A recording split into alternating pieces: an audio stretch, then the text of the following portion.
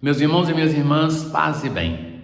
O tema da água, mais uma vez, se nos apresenta na primeira leitura com a visão do profeta Ezequiel. A água que vai saindo pelas diversas portas do templo e que vai banhando o deserto, vai alimentando a vida, os animais, as plantas que vão servir para remédio e para alimento. E é do templo da casa de Deus que essa vida vai brotando. Jesus vai usar o templo como a imagem dele mesmo e vai se referir a si como templo. É dele, o Senhor, o novo templo, que sai a água viva, que nos dá vida em abundância. E também é numa água que Jesus hoje vai curar uma pessoa, um paralítico.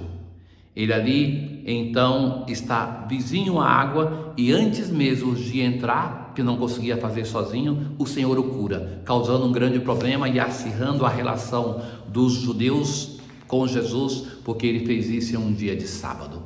Que a água viva que nasce do Senhor Jesus transforme a nossa vida sempre, para que, batizados, nós sejamos sempre limpos e renovados através do novo batismo, do sacramento da reconciliação, para nos prepararmos para a Páscoa. Ouçamos. Vós que tendes sede, vinde às águas, vós que não tendes com que pagar, vinde e bebei com alegria. Do profeta Ezequiel. O anjo fez-me voltar até a entrada do templo, e eis que saía água de sua parte subterrânea. O profeta Ezequiel escreve um livro exigente para o caminho de conversão, mas ao final, estamos aqui no capítulo 47, é um anúncio de misericórdia, de uma água viva que jorra, que vai transformando. A água corria do lado direito. Depois chega um momento que ele sai pelo templo e a cada 500 metros a água é mais profunda. Então fez-me caminhar 500 metros e a água chegava ao tornozelo. Mais 500 metros os joelhos, mais 500 metros a cintura. E mais 500 metros era um rio que não era possível atravessar a não ser nadando. Junto à margem, muitas árvores. E uma grande quantidade de água que era cheia de vida, que dava de beber a todos os animais que estavam por perto. Havia um rio de água viva que levava a vida para todos os lugares. Crescia toda espécie de árvores frutíferas. Cada mês davam novos frutos. Seus frutos servirão de alimento e suas folhas serão remédio. Nós talvez não percebemos a grandeza deste anúncio. O profeta está falando para quem é acostumado com o deserto, com a água regrada, com a pouca água. Nós que temos as graças de Deus de termos água em abundância e que às vezes não damos nem atenção para isso, que pensamos que é um recurso que nunca vai se acabar, e se há 50 anos atrás tinha gente que escrevia isso e errava grandemente, nós vemos cada vez mais como é um recurso escasso que vai se acabando se nós não cuidamos da grande riqueza que temos. Mas esse povo vivia na pele e vive a ausência de água. E o deserto, com pouca água, ele é muito frutífero. Ora, então aqui o profeta faz um anúncio através dessa visão, é um dos textos apocalípticos da Bíblia, Ezequiel, de que Deus vai dando vida, vai transformando. Aonde esta água vai chegando é a vida que é anunciada. Não é em vão que Jesus se apresenta à samaritana como a água viva, que quem beber não vai ter mais sede. É essa água da relação nossa com Deus que transforma a nossa vida. Isso, em outras palavras, a conversão, aquilo que nós somos chamados para viver. O salmo de hoje, Salmo 45, o Senhor para nós é refúgio e vigor, sempre pronto mostrou-se um socorro na angústia. No sofrimento, é Ele que está ao nosso lado. Os braços de um rio vêm trazer alegria, a cidade de Deus, a morada do Altíssimo.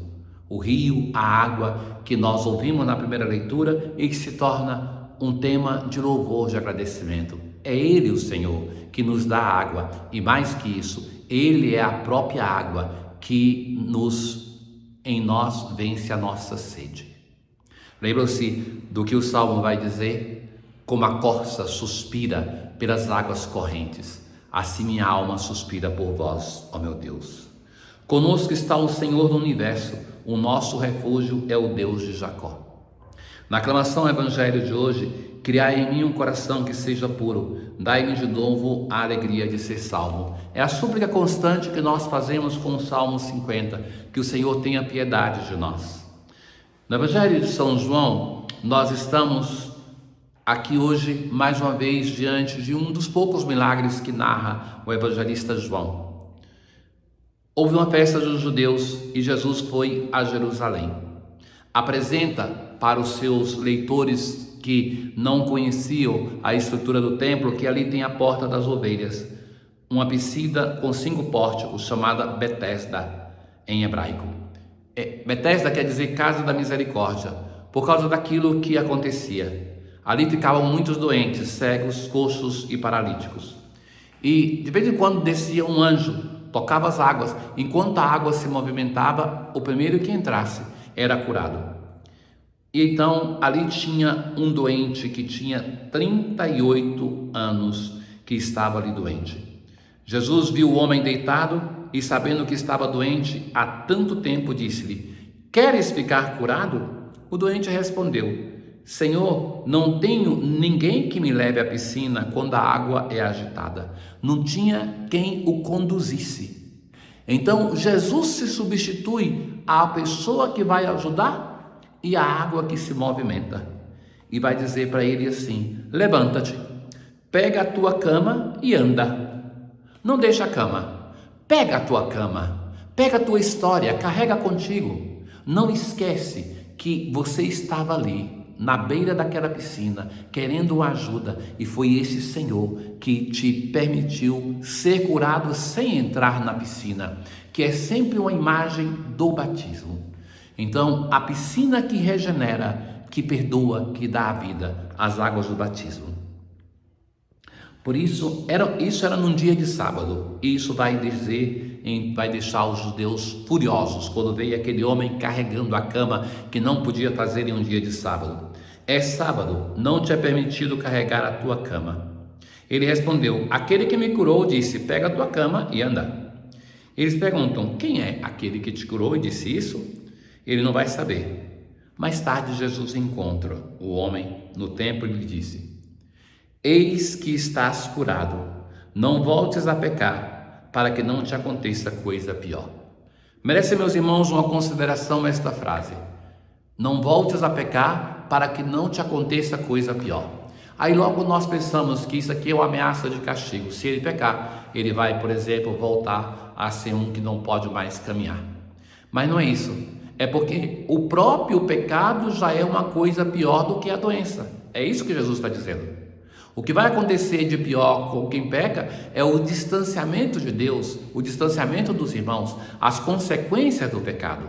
Não precisa que Deus nos castigue para que o pior aconteça quando nós pecamos, mas que é a ação do próprio pecado em nós, que às vezes é tão violenta como no pecado mortal, que impede a ação da graça santificante. E por isso a necessidade da confissão. Então escutemos bem o Evangelho, porque na pregação de Jesus não tem jamais uma ameaça de castigo de Deus, mas está dizendo que, olha, o pecado, não peques mais, porque o próprio pecado já é algo pior do que aquilo que tinha antes. Não era assim que Jesus também falou em relação aos cegos de nascença no domingo passado, que para os judeus que enquanto aquilo não era a cegueira por culpa do cego de nascença, eles, não querendo crer, eram mais cegos do que ele. Aquele homem, ele vai reconhecer quem é Jesus e vai dizer aos judeus, aos fariseus. Os judeus é o nome que João usa para todos aqueles que perseguem Jesus. Por isso, se conclui o Evangelho, os judeus começaram a perseguir Jesus, porque fazia tais coisas em dia de sábado. Eis aqui um dos motivos da sentença de Jesus, que não vai ser o único: não obedecer à lei do sábado. Para eles, o homem estava a serviço do sábado. Para Jesus, o sábado, a lei está a serviço do homem. Ó Deus, que a fiel observância dos exercícios quaresmais prepare o coração dos vossos filhos e filhas para acolher com amor o mistério pascal e anunciar ao mundo a salvação.